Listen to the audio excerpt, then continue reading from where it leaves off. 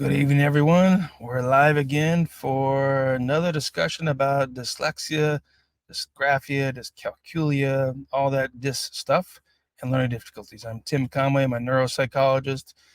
I have the genes for dyslexia. We got early intervention, and we're having this conversation with my good friend and colleague and dyslexia advocate and fellow dyslexic, Stephen Yearout. Stephen, for those who don't know your background piece as well, why don't we give a little background as a start off, which we don't always do with this podcast? Well, dyslexia is, as a lot of people will say, it runs in our family. If we know that, we say, what is it, 1 in 5, 20% of the population actually has dyslexia. Well, we want to overachieve in my family because we're right at 60%. So out of the 5 of us, 3 of us have it. I struggled in school. It's the typical dyslexia story that you hear people talk about all the time. And it wasn't until I started having kids and started seeing that my kids have dyslexia that, I knew that I couldn't allow them to go through life like I did, and that there has to be some other research out there. There's got to be something else we can do, and that's really where my advocacy was born, is out of necessity to make sure that my kids get the appropriate remediation and do not have to suffer like I did. So that's kind of the elevator pitch, and as was it Paul Harvey said, there's the rest of the story. Yeah, pieces that go with it. Now, I think the topic for today really comes up because I spend a lot of time on some of these private Facebook groups. Stephen has a lot of interaction with folks on Facebook groups and on private chats. And the concept of, how do you pick a program for dyslexia? And what do these words mean, evidence-based versus research-based versus what I believe, or what, an institution like Scottish Rite or International Dyslexia Association, where do you really go for credibility to figure out? And Stephen, I thought it'd be really informative to say, think back to, I don't know how many years it's been, 5 years ago before you and I even met. What were you guys looking for? Because you and your wife understood that your boys struggled, but you also understood that the school's offerings probably were not going to be effective, and you weren't allowing either your oldest son, to go through an intervention that's probably just going to not work. How did you guys know that determination? So it's a little different than that. We much like the rest of the parents that are out here listening, we really leaned on the district. We leaned on because they're supposed to be the experts in the field. They're supposed to be the ones that know what they can do. They'll even say, "Hey, we are the experts. We know how to get your child to read." So who am I? At that point, back then, I'm looking at it from a standpoint of I dropped out of high school. I'm ADHD, dyslexic, not been remediated. Who am I going to be the one to sit here and tell, these PhDs that they don't know what they're talking about? So, much like most parents, they tend to not question as much as they should right off the bat. And they tend to trust just because they don't know. And that's okay. It's okay not to know.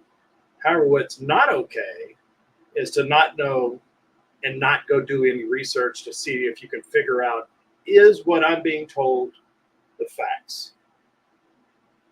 Is it that my child can he'll only ever be able to read at a certain level?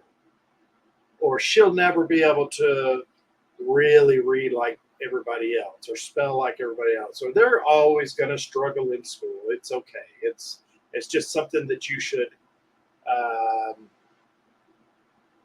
just learn to live with. And that's to me, that is not okay. That is not okay for anybody to tell our kids. And honestly, Dr. Conway, I don't care if your kid is as I've heard people say, just dyslexic, which is offensive to me to begin with, but just dyslexic or has a whole slew of comorbidities and issues that they're dealing with. Every child deserves the chance to learn. Every child deserves the chance, and if they have the ability to read, we got to make sure that these kids don't get affected with what I like to call dyslexia also. So look, we don't need any help with that in that department. What we need to make sure that we do is we find the most relative and most researched methodology.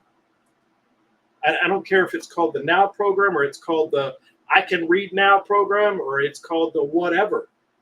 As what I'm looking for is, does this methodology, this program, has it been tested at the highest level? Does it do what they say that it's going to do in the amount of time that they're saying that it's going to do it? Right. And then you constantly have to be checking. You can't just go, okay, Dr. Conway, here's my kid. Mm-hmm. Have at it. I'm going to question you. And as you know, I'm going to question you every second that I can if I think that something's not going the way that I understood that it's supposed to go. Yeah. And that is my job as a parent. And the reason why I fight so hard today for kids, not just my kids, all kids, because guess what? Dyslexia is hereditary. I'm going to have dyslexic grandkids. I'm not necessarily fighting for my kids anymore because my kids are going to get what they need and have got what they need. I'm fighting for my grandkids, your grandkids, our grandkids. We have been at this for way, way, way too long. Yeah. And for those folks who don't know, I think it's important to throw in here, we've been measuring, we meaning the United States federal government's been measuring literacy skills about every 4 years, give or take a few. And one of the data points starts in 1971. And in 1971, only about 35% of kids in grades 4, grade 8, and grade 12 were classified as proficient readers. That means their ability to read words accurately, their ability to comprehend what they're reading, and their speed of reading was at least on grade level.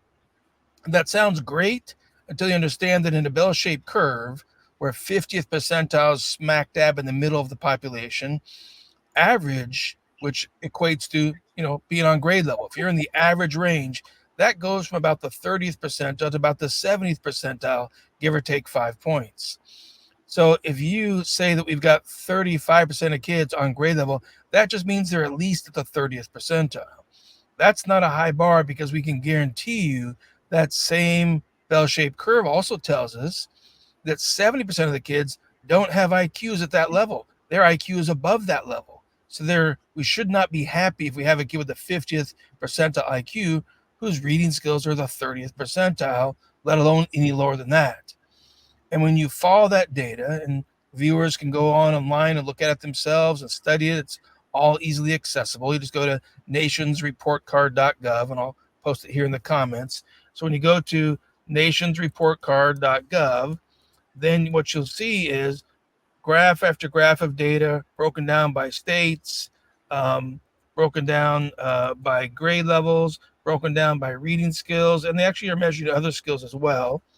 And you'll find out that success rate of literacy proficiency only being achieved for 35% of kids in grade 4, grades 8, and grade 12 has not improved almost not even 1 percentile consistently since 1971, which means for 21 years. The last data point was in 2022.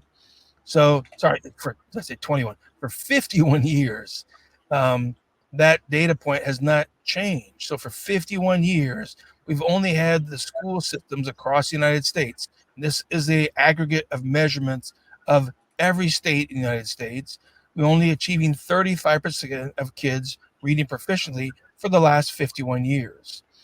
And there's one major reason to help understand that, which is in healthcare, your physician will not be as effective if he doesn't have scientifically tested and proven medicines, like, say, penicillin. And so then we say, yeah, if physicians didn't have penicillin, a lot more patients would die from strep throat. Or if physicians didn't have antibiotics, or if they didn't have antiseptics, a lot more people would die, which is exactly what used to happen, 100 or 200 years ago in medicine.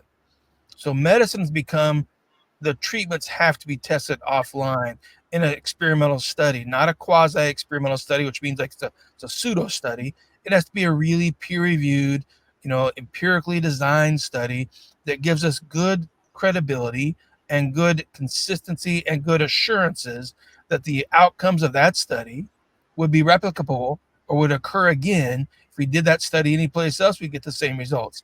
And that's the caliber of science called a randomized controlled trial. You'll hear educators talk about what's evidence-based. Well, you have to ask more about that. Or you'll hear a publisher say it's evidence-based. Parents have to ask more about that. Like, what does that mean? Because different people are taking the same term and using it with different definitions. So evidence-based is supposed to mean it's a peer-reviewed study.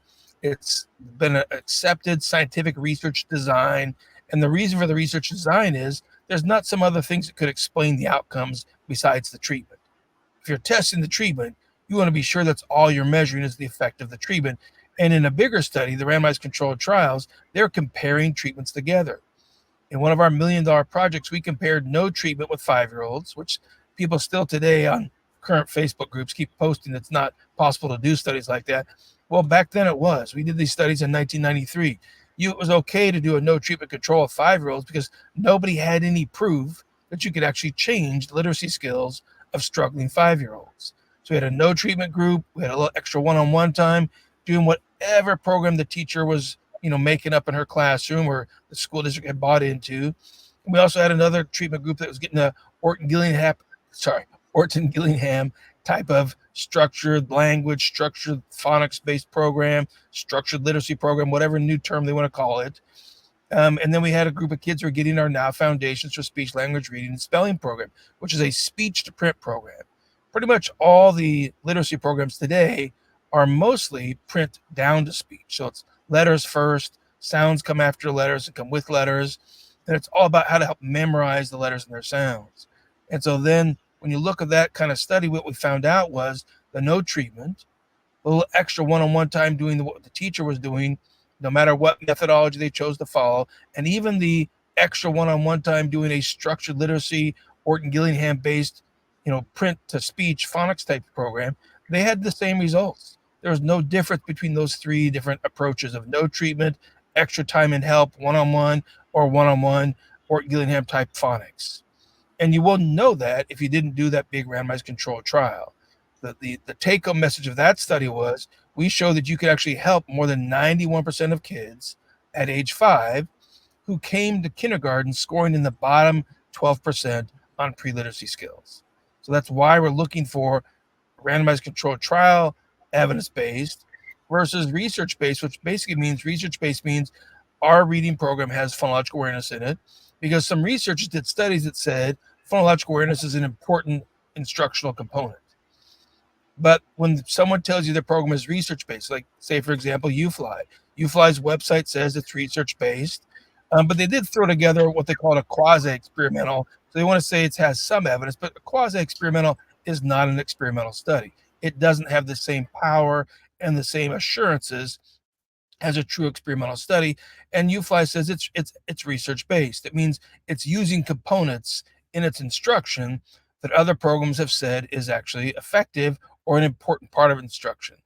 But when you're doing a quasi-experimental or you're just doing a research-based study, you're not actually measuring if how that program, whether it's UFly, whether it's phonographics, whether it's any of the other programs that don't have real strong evidence-based, then you're not really measuring the instruction that you're actually using.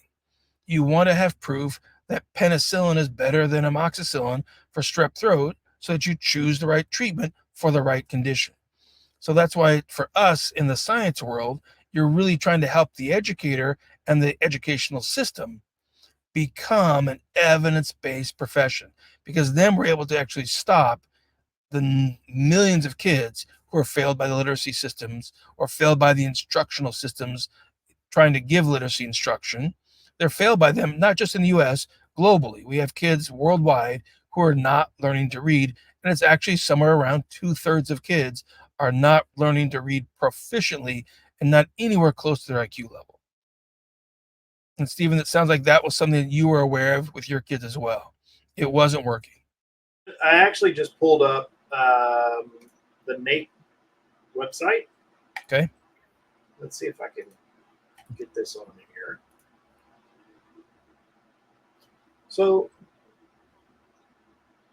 I mean, let's look at it like this. If you knew nothing about reading, you knew nothing about education, nothing about nothing, right? When you look at this, and no matter what industry we are in life, Right. if you said for the last 35 years, 32 years, whatever it is, 92 to 20, it's 92 to 22. Yeah, that one's 30. There's actually other ones that show up from 71 to 22. So just it extends the same. So the first time they took scores, they were at 217. In this last year, 2022, they're at 217. Yeah. It's basically a flat line. Yeah, that means no growth, no improvement. Well, I mean, what do we think about when we hear that's a flat line? Right. It's dead. Yeah. Now, is this our teachers' fault? No, I'm not going to blame our teachers. Our teachers have gotten into this profession to really do what they love, which is teach and grow children. Right. I'm with it.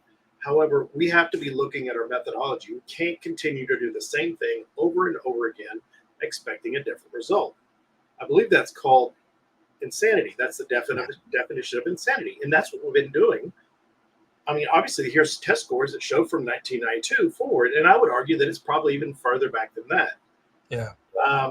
And I mean, you look at, they say that 30% of all fourth graders, the reading scores declined against, or in 30 states. Yeah. 30, from 2019 to 2022. People are looking to blame this on COVID, but when you look at that graph you just had there, folks, that's decades before COVID happened. Right. COVID is not the origin of our reading crisis. The lack of evidence-based curriculums, that's one of our major contributors to this reading crisis. And we've misled teachers to think they should just make it up. They should just figure it out. It's like a mystery that can't be solved. It's like, no, scientists that are from many disciplines, they're psychologists like myself, they're neuropsychologists, they're speech therapists. There's even, OTs and developmental psychologists who've published tons of studies showing we know how to more effectively follow a protocol, which is called follow a program, and help the majority of students be reading above grade level and not be struggling and not be falling behind.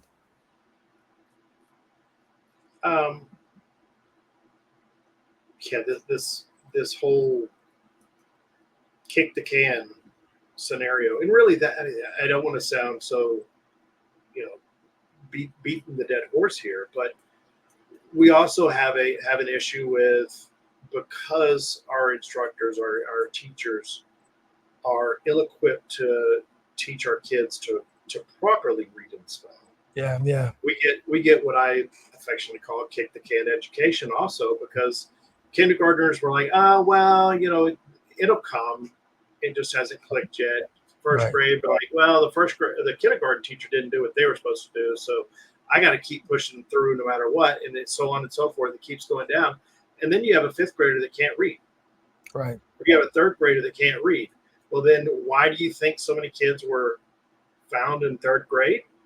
Well, because they've had 4 years of failure, kindergarten through third grade. Yeah. So then we're really starting to see what's the saying, from K to 3, you're learning to read, and from 3 forward to graduation, you're learning to read, or you're reading to learn. Yep. Well, we're failing our kids right off the top. Yeah. So what we are doing is we're trying to make sure that our parents are equipped with the best knowledge to understand and go back and have those hard conversations. And I don't think they really should be hard, but just go back and have these conversations with the teachers and the admin team, and hold them accountable. Just like I give them the permission a lot of times in the 504 meetings, in the art meetings. I'm like, hey, look, I want you to hold me responsible as a parent. I Yes. want you to hold my kids responsible as students, because I'm going to hold each and every one of you responsible as educators and admin staff that is dealing with my child. And I ask them, is that fair? And they go, absolutely, that's fair. Okay, so now we're level set. We're all on the same page. Now let's move forward. Yeah. And that is, I found, the best way to deal with a lot of the school systems that we have to deal with, and making sure that we're showing them that we are a partner in education. Yep. And that the data is what should be driving the decisions. But the data shouldn't be limited to, is my child showing progress? That is the wrong goal. Because progress might mean you're getting another couple points here, a couple points there, but your peers of your student, say your child is fifth grader, if the other fifth graders are learning and advancing skills at a faster rate, then your child's gap is still getting bigger every year. They're falling further behind, even though they're, quote, making progress. So the outcome every parent should be advocating for is, are we closing the gap? Okay, my child started out 2 grade levels behind. Are they now 1.5 grade levels behind? Are they now 1 grade level behind? Are they a half a grade level behind? Oh, and are they on grade level? And when you look at reports on the national average of success of this special ed system that we have, where the in theory it sounds really good. We're going to give Ginny what she needs to close the gap for her, and Susie's going to get what she needs, and Laquan, he's going to get what he needs, and Shamika, she's going to get what she needs. We're customizing the plans for these students on what we think they need. But the problem is, when you say what we think they need, it means we don't know if this is going to work or not. And you're basically being told that we're going to guinea pig your child another year. And talk to parents who've been in the special ed system for 2, 3, 5 years, and you'll hear that they just keep changing the plan, but the gap is not closing. And so we have to be understanding and asking ourselves, how are we going to get that gap closed? Because making progress is not closing the gap. And now we might better understand why 95% of children, that was reported in a book chapter in 2012. It's a book called How Children Learn to Read. And in that book, a chapter, there's a comment by Dr. Barbara Foreman, who used to be the director of the Florida Center for Reading Research. She explained that typically only about 5% of kids leave the special ed system remediated. Folks, that means we have a 95% failure rate in our special ed system. And the paper she was commenting on was one of our studies with kids who had severe dyslexia. And these kids came into the study reading at the 5th percentile. And in this randomized controlled trial, we showed that we brought them from the 5th percentile to the 45th percentile. And it didn't take 2, 3, 5, or 7 years. Any parent who gets told it's going to take years to remediate your child, you need to be talking to somebody else. You need to be asking for a different program. Our study showed that in 8 weeks, which was 80 hours, 80 sessions, because they were getting 2 sessions a day, 5 days a week, which is 10 sessions a week times 8 weeks, and 80 sessions, we brought them from the 5th percentile to the 45th percentile. And then the real measure of a treatment is what happens when you stop it. We stopped the treatment, and 1 year later, the kids' skills were even stronger. 2 years later, their skills were even stronger, because we now had shown that we are actually improving the core cause of the reading problem, their inability to sound words out, their inability to tell if they've added sounds, omitted, substituted, shifted, or repeated sounds, or just basically read the word incorrectly. And by changing that core deficit, they then were closing the gap, and 40%, not 5%, 40% of those kids, age 8 to 10, were exited from special ed because they no longer needed or qualified for services. So it shouldn't be years of services. It shouldn't be even 2 years. It should be much shorter. If you just have a child who has mainly dyslexia, maybe there's a co-occurring ADHD, that will slow treatment down a little bit as well. Or you may have what researchers call double deficit dyslexia. It's not a diagnostic category. It's not a diagnosis. It's just a characterization of a presentation of some skill deficits, which means rapid naming is slow, along with the phonological skills being slow or weak. So when you have weaker rapid naming and weaker phonological awareness, you're still going to respond to that phonological awareness, speech to print, evidence-based intervention, but it will take a little bit longer for you than a child who does not have that extra deficit of slower rapid naming. It's the science. So you take what you were talking about there. Let's put that into perspective of, okay, if you have one of your body parts that is weaker, does that mean you just don't do anything with it? Yeah. You hurt your arm and you have your right arm is weaker than your left arm. Do you just go through life and you go, well, I guess there's nothing else I can do. I'm just gonna have a weak arm. No, you work it out. You strengthen it. You strengthen the tendons and the muscles, and you're purposely doing whatever you need to do to rehab that arm. That's right. Exactly what we're doing when we go through remediation. That's what we're talking about. So, we will also hear people, I don't need to be fixed. I don't need remediation. I was, Dr. Conway, I was asked this question the other day about, the comment was made that I have made it through it, or I right. have made it. Yeah, made it. You made got it through it. Yeah. Yeah. So what's my idea behind how I made it through it and survived and this, that, and the other? And I go, and how did dyslexia help me be who I am today? And I know this probably is not a very popular thought process, which is, I don't look at not being able to read as there's any positives whatsoever to not being able to read. Right. So, yes, I learned a bunch of coping mechanisms, skills, underlining skills. I call them survival skills, because I was put in an environment without the resources and the ability to do what I was being asked to do. So I had to learn how to survive. So I had a good memory. I started memorizing everything people were saying and memorizing the lectures if they were talking, so I could pass some tests. And parents, you'll see that a lot of times in your kids. You're like, well, they're so, and I hear this a lot, they're so smart and they know so much. They're so smart. Yeah. Right. Well, yeah, they are so smart. That's the reason why we're fighting so hard. And yes, they do know a lot. Why? Because they're having to listen. That this is their only way of taking in information at this point. It's through listening. So they're going to hone that skill as much as possible.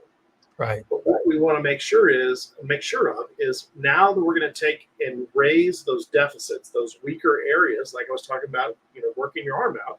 You're going to raise that deficit up to the level of your strengths. And then you can go out and do and be whatever you want to be. Yeah. And that's part of the goal too, is just knowing, are you giving your child the best chance to make the strongest skills possible? We have a very clear phrase that says confidence comes from competence. So when you're competent in a skill, you feel good about it. You got this. I can read anything. And reading becomes completely no concern, no worry. The child knows they can read. And I think a real important distinction is we see groups shifting, and they're now starting to act like reading is like blindness, or dyslexia is like blindness, I should say, or dyslexia is like deafness, that you were born deaf, and can't be changed. And so we now need the environment to adapt to the student. And now we've pushed it even higher. We have some groups that are pushing to say the employer must adapt the environment for the dyslexic person. Well, but the problem is dyslexia is not like blindness. Dyslexia is not like deafness. And some folks are really upset to hear me say this, but sorry, this is the research. Many adults who did not learn to read well in school have come to believe that it just doesn't change and that they actually can't get better. And so then it's not going to improve, and no one else improves, and dyslexia is lifelong. And if it's not going to be able to make that much change, then, we just aren't going to be able to, do anything for you. You're going to have to get accommodations or get strategies or get technology to do things for you. But that's not the case from the science. The science says the opposite. And there's something that's even more severe than dyslexia that I've talked about on this podcast before, but let me say it again. It's called phonological alexia. We call it alexia because it's not genetic. You didn't get it from your family genes. Alexia in this context means you had a brain injury, like a stroke, and the stroke cut off blood supply to the left side of the brain, and part of the left brain tissue has died. And that was the reading center for most of these folks, or the spelling skill set. And now they have reading deficits and spelling deficits. And even in that severe case, we spent 10 years or more publishing studies showing that remarkably, the left side, if there's still some brain tissue there, it can rewire and it can build new skills. Remarkably, if the left side has too large a damage, literally we have shown that you can actually retrain the right side, and the right side can take on some of the skills of the left side. So rather than going by what people's personal experiences are, we call that anecdotal. They're important, but if the personal experiences don't match the data and the research data says we can do more, then that's really what we should be aiming for. We should be aiming for what the data shows. And Stephen, here's a question that one of the viewers has posted. They want to know, if somebody took the Now program and did it for 8 weeks, is it possible for their reading level to improve by 1 or 2 grade levels? Well, let me give you the science answer to that, Trey. Science showed when we took 8 to 10-year-olds who primarily had dyslexia, but 70 to 81% of them also had ADHD. So they had a dual diagnosis, and their growth in reading skills was from the 5th percentile to the 45th percentile. That's actually 1 to 4 grade levels of gain. But if you're telling me, okay, but you're asking about a child who has autism plus reading problems plus that, then we really don't know what the outcome is going to be because we didn't publish a study like that. So when we're looking for assurances, how can we be sure about what we're saying? If the child that's in question very closely matches the randomized controlled trial research study, then yes, the purpose of randomized controlled trials is it gives us great confidence, great assurance that we can expect the same results for this child as we saw with the students like them who were in the peer-reviewed research study. Another way to explain that is in, say, Africa, nobody did any studies of penicillin in Africa. Why? Because they'd already studied penicillin in the US and other states. They'd already done randomized controlled trials, and they'd already shown that penicillin is the #1 treatment for strep throat. And they did it with randomized controlled trials. So then we knew that anybody anywhere in the world who had that same bacterial infection called strep throat, then penicillin is the #1 treatment of choice, and it's going to be likely to have the best outcome. We also know that they did the research on penicillin about, I think it's 50 or 60 years ago. And there's been no new antibiotics shown to be more effective than penicillin. So even though penicillin's research is, quote, old, and this is really important because some parents will say, or they'll hear educators or other people in the realm of dyslexia say, oh, that research study is old. Don't you have any new studies? Well, if that logic is true, that the age of the study is more important than the outcomes of the study, then we should have thrown penicillin out a long time ago. There's no new penicillin studies for about 50 years since it was invented, but there's no studies been shown to be more effective than penicillin. So, Trey, the answer is, yeah, we can expect that 8 weeks, on average, we're going to see somewhere between the 5th to 45th percentile gain. If your child is less impaired, they're not at the 5th percentile, they're at the 20th percentile, then we have an even better chance, making even more progress, because that child didn't have the same degree of deficit or same, volume or amount of struggle as the children in the actual research study. So hopefully that gives a more clear picture of why that's why we should do the science. Every publisher is able to do this kind of science, but if the schools don't require it, they're not going to spend the money. The newest programs that are out there, they're coming out of universities, and universities have put their name behind it. Whatever program it is, and I'm not going to name any particular one because there's several. Many times those university-backed study programs, the university has plenty of money, or the researcher or the PhD or EDS who's behind the program, they can get grants and do the studies. When the Morris Center did the studies that became the Now program, we were 12 people in a small medical clinic. We didn't have millions of dollars, but we partnered with the university group and we did the research together. So there's absolutely no excuse for any literacy program not to have randomized controlled trials to back it up and to do head-to-head comparisons. Let's compare Wilson to something else. Let's take all these different programs that are popular, Barton, Slauson, Sonde, Wilson, any of the ones that people throw around a lot, and let's compare them to Now Foundations.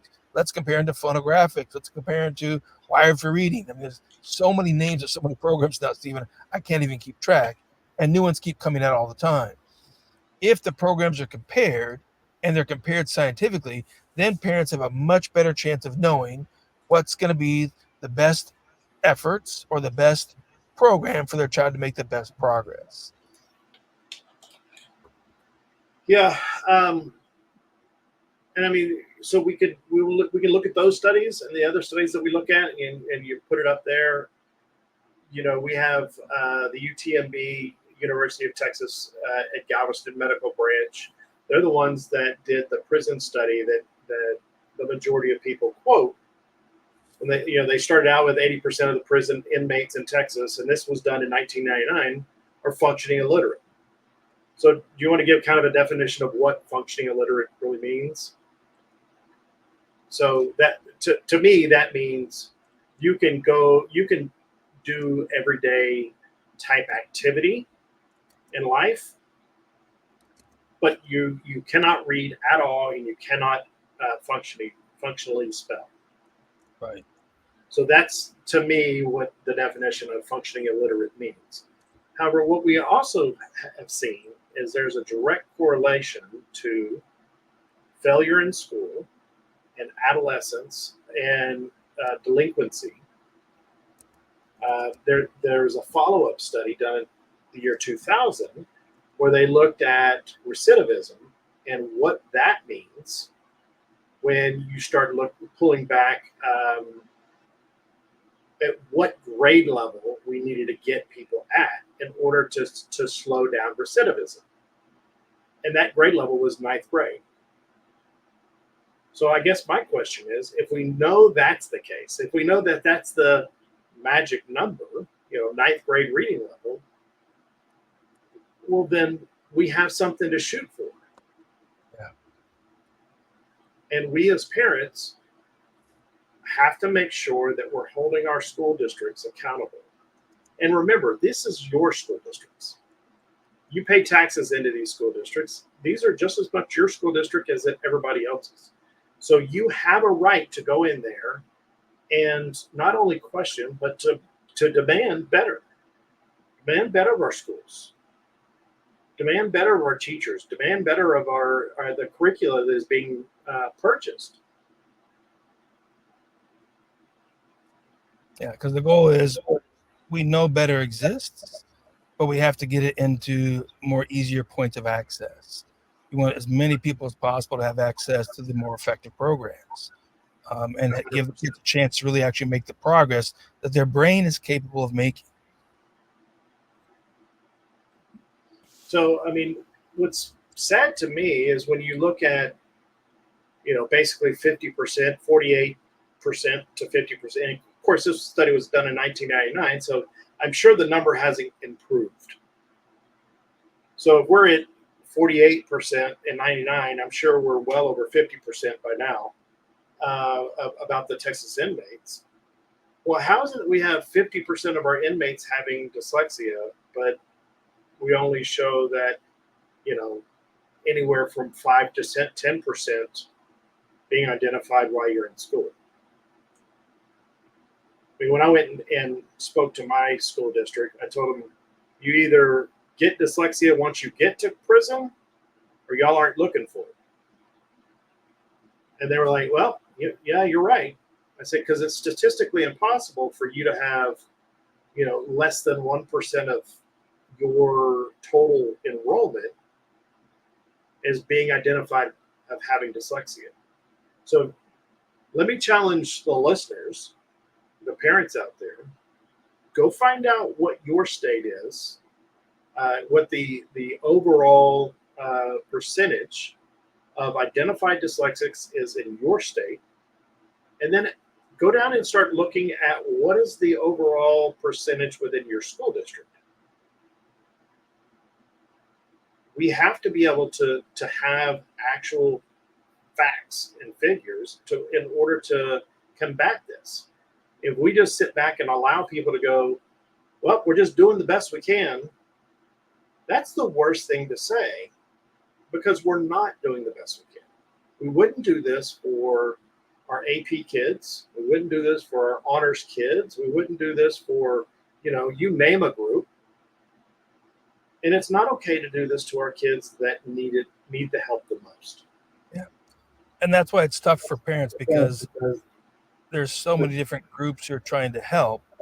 And most of these groups are very dedicated. They're very genuine what they're trying to do. But what's going to give you the best outcomes? Typically, it's actually not going to be a tutor, because a tutor is going to tell you, I'm going to customize and give you what I think your child needs. That's just called making it up. And it doesn't matter if your tutor's been tutoring for 2 years, 10 years, or 30 years, it's still just making it up. And so you're actually just doing Russian roulette. You're randomly trying things, hoping it might make some progress. Same thing with these dyslexia schools. Parents spend tens of hundreds of thousands of dollars at the dyslexia schools, but most of these schools are just kind of compensating or accommodating the student, because the number one question a parent should ask a private dyslexia school is, what's your exit timeline? At how many years does my kid need to be there before they exit and you've remediated their deficits, and then they can go to a regular school? And the number one most common response you're going to get from the private dyslexia school is, the question you should be asking is not how long does your child need to be here, but how long can afford to provide them with this really safe, supportive, nurturing environment that our school offers to kids with dyslexia. And sorry, I'm going to be very blunt and say that's a cop-out. That's them not wanting to say that kids don't exit the school because they don't struggle anymore. They've learned how to compensate for it. They've learned how to expect themselves to struggle. They've learned how to work around their struggles, but you really haven't remediated the child and brought them from the 5th percentile to the 45th, or brought them to their IQ level, which we have plenty of published studies that show that is completely possible with today's science. And whether it's my company's programs or somebody else's, we should always keep going head to head. We should always keep doing new studies. We should always be comparing the Now Foundation's program to somebody else's program. If somebody else's program is better, great. Then let's get more kids going to that program, because that's going to give us more success, better outcomes, and fewer kids are going to struggle. But when you look for a research-based program, you're asking for a program that has a lower chance of being successful for your child or your teenager or yourself as an adult, because we have essentially like about 36 million adults in the US struggle with literacy, and a large percentage of them actually it's related to dyslexia. So we know there's many, many adults still looking for effective services. If you go with what does my friend say, what does my aunt say, what does my mom think, you're still not using a very high caliber or a high level of assurance that what you're going to do is going to be highly effective. But asking the publisher, do you have any research on your program? That would be a general question. And almost always the answer will be yes. Yes, we have research. And we have a white paper on it. We wrote a research paper on it. Well, that's actually advertising. That's marketing material. If you wrote it, you're the publisher, that's marketing material. That's not research. You will talk to some dyslexia tutors, and they'll say, oh, yeah, I've done lots of research on dyslexia. And your response should be, well, I'd like to read the published peer-reviewed paper. Where is that paper published? Is it in the Annals of Dyslexia? Is it in the Journal of Learning Disabilities? Like, no, I didn't mean that I've actually published research. I've just read papers and read about it. Well, that's actually not doing research. That's called just studying and reading about things. Research is a field. It's a professional level of training. So when you go from anecdotal to, something that just someone says it might work, which is, to it's research-based because we know phonological awareness is important, to evidence-based, there's even levels of hierarchy within the term evidence-based. One of the highest standards is randomized controlled trials. And so every program should be held to that standard, because then every parent, every teen, every adult who struggles to read has the best chance of making the most progress. Um, So I just posted to you, Dr. Conway, in the follow-up studies, and again, I'm just trying to bring this back around so we all can kind of understand this. In this study, it says, in terms of state reincarceration costs, for every 1,000 released of non-reader young property offenders, the state is estimated to be paying $12 million in reincarceration costs, compared to $7.2 million for the young property offenders who can read based on the results of the above study, which means taking them from the bottom 10% and getting Right. out to that ninth grade read level.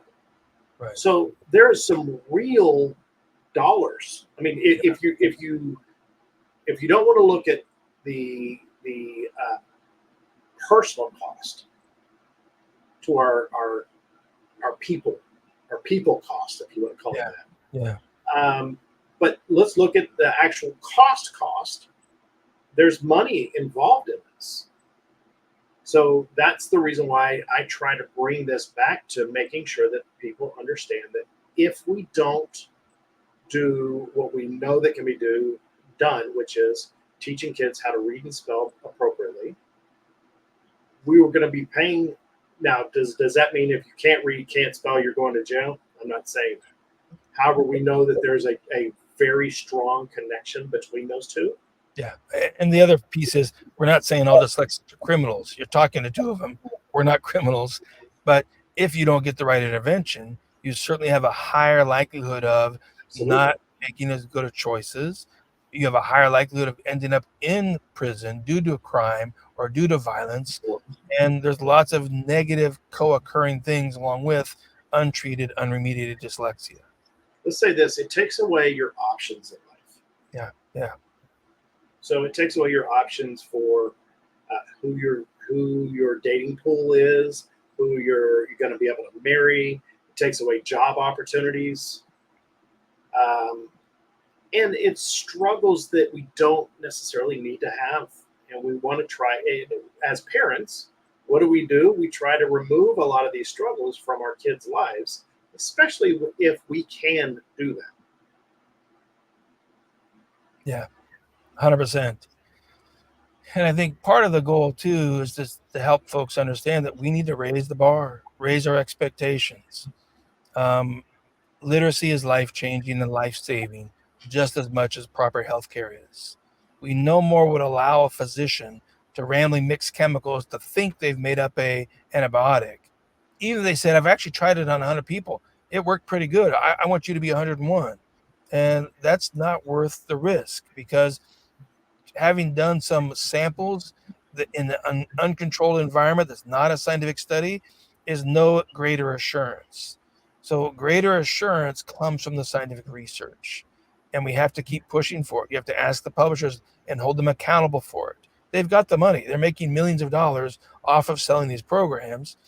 And if we don't push them to actually have research that backs it up, then we just keep buying ineffective programs, which is why nationsreportcard.gov shows that in 51 years, our literacy rate has not improved at 1% level. Now, I want to raise one other piece of awareness for parents, Stephen, which is, what scores are you looking for? What scores should tell you if somebody's changed? There's different statistical units of measure. One is called effect sizes. One is called percentiles. One is called scaled scores, standard scores. There's all kinds of different units that they can use to talk about the growth. And the most reliable are scaled scores or standard scores. Effect sizes, really don't mean that much in the realm of, is it going to make a functional change to reading? What we tell students, and we tell their parents of any age student, whether it's a 7-year-old who's struggling, 17-year-old, 57-year-old, doesn't matter, is if we have to give you test scores to show you how much we've changed your reading skills, then we've really not changed them very much.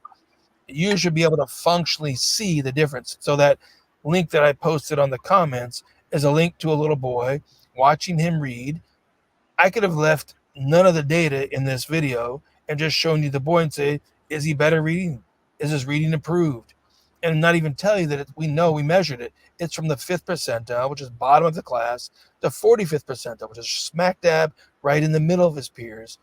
And you can easily tell the difference. And it not only changed his reading skill in terms of his accuracy and his fluency, and that's an important thing to mention as well, because many parents are hearing people quote pieces of research. Oh, if you don't get started by age 8, you don't close the fluency gaps. Well, that's actually not quite true what the study showed. What the study showed was you don't close the fluency gaps at the same time as closing the accuracy gaps, because the peer, the 8-year-old or 9-year-old or 10-year-old being compared to already has 2, 3, or 4 years of reading experience. So their speed of reading and their accuracy are markedly better because they've already had many years of experience with accurate reading.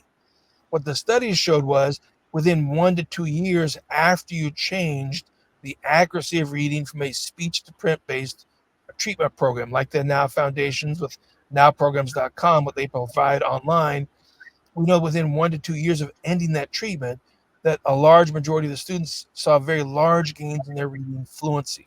And we didn't train it. We didn't do repeated readings or choral readings or reading with books on tape. I mean, they actually just read more because they could, and you saw significant growth in their reading fluency.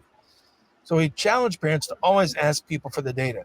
One of my favorite myths about dyslexia data, and people well-intentioned many times will say, oh, there's 100 years of research behind this program. Ask to see it, because most of the people who are making those kind of statements are misquoting, and they've got part of the story right, but they don't have the other part.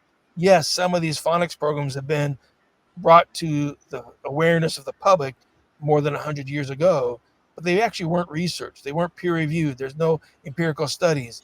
And the studies that have come out in the last 10, 20 years show that many of these phonics programs that are print down to speech are very minimally effective. They're not high effectiveness.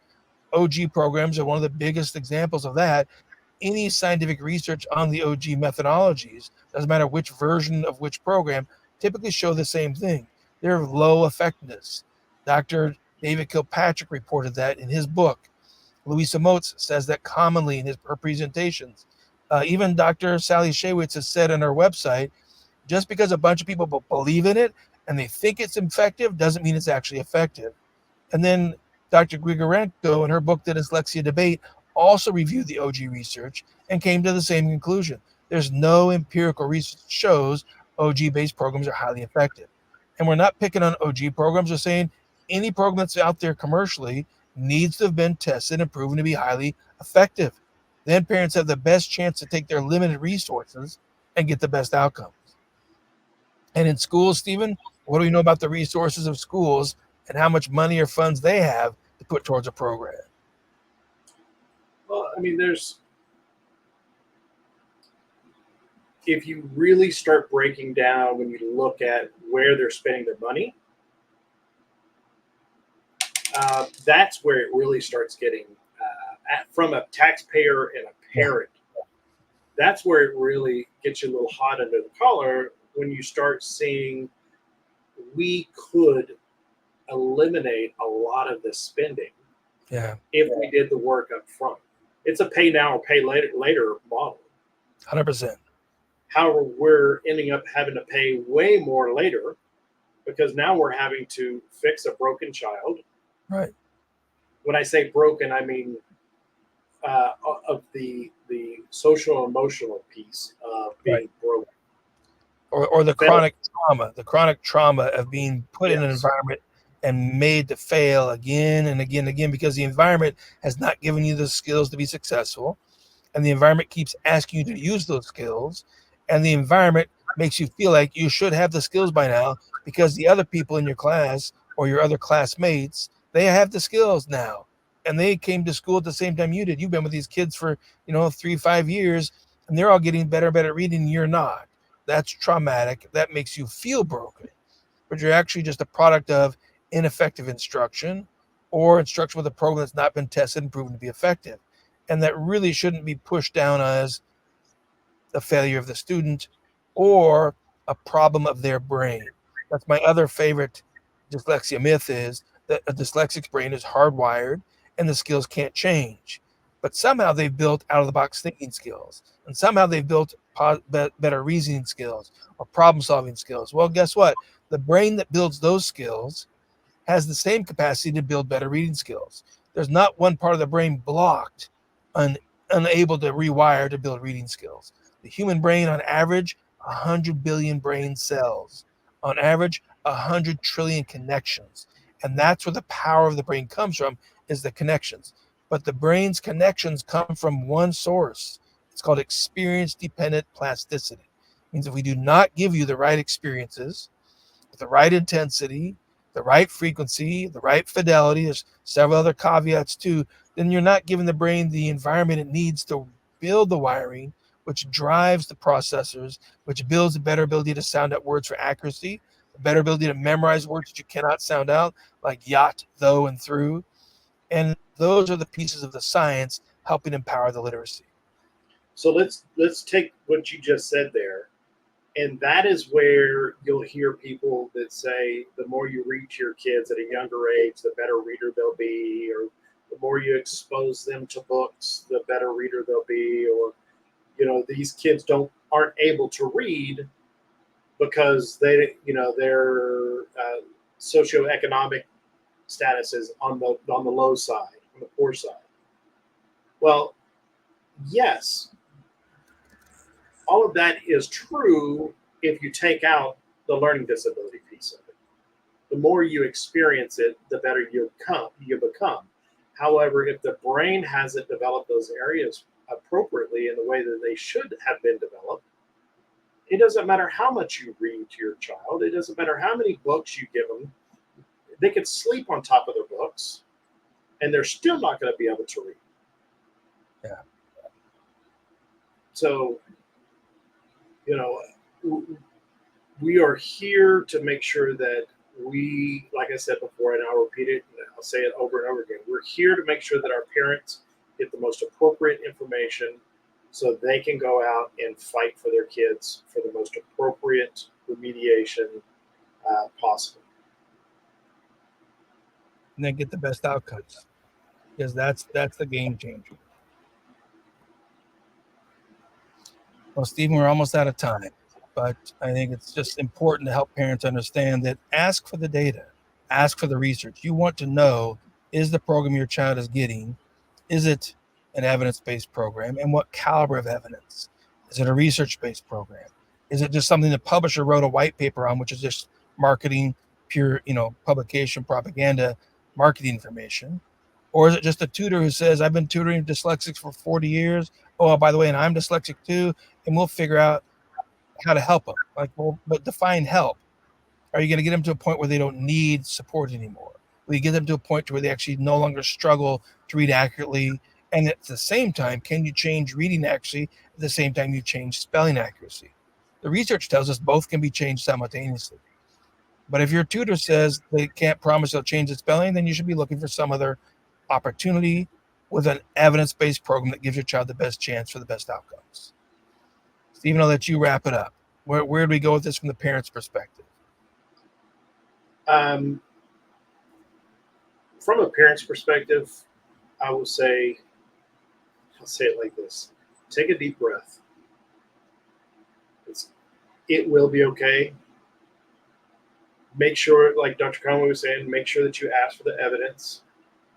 Make sure that you ask for the proof. If you as a parent don't understand it, ask. Ask them to explain it to you. And then ask them to explain it again if you still don't understand it. And continue to ask them to explain it. And then reach out. You can reach out to either one of us, and we can help explain it. Find somebody that can explain it to you in a way that you truly understand that the information that they're giving you is correct and will continue to allow your child to grow and become the best version of themselves as possible. That's what we have to do in order to make sure that our kids are okay, our country is okay, and we as a society stop failing the generations behind us. Well said, Stephen. And to our viewers, welcome your input, welcome your questions. We've given you some links to go see more information. There's testimonials, there's clips of before and after, there's links to presentations on the science, on the research. There's even a link to go click on. You can schedule your own consultation with one of the experts from the Now program. And whether you choose their program or not, they'll spend as much time as you want with them to have them answer your questions with the data, with the science, with the research. And that's what you should be getting from any program you choose for your child, for your teenager, for your college student, for your adult, for your peer at any age. We know the capacity of the brain is there to really empower the brain with better, stronger skills. And it does not end with a special particular age. It just is something we know we can change, and the sooner we change, the better. And like Trey comments too, people really do underestimate the trauma that goes along with being dyslexic and being in special ed and name calling and being made to feel that you're less intelligent, less smart. Stephen and I are both dyslexic. We both got different levels of services at different times. Mine came in at age 5 years old as a prevention. Stephen's came in at age 45 as a remediation. There's not an age limit to when these skills can be changed. The human brain has the capacity, and that's what we should keep promoting. Thank you so much, everyone. We look forward to the next week, which will actually be another Dyslexia Success Stories.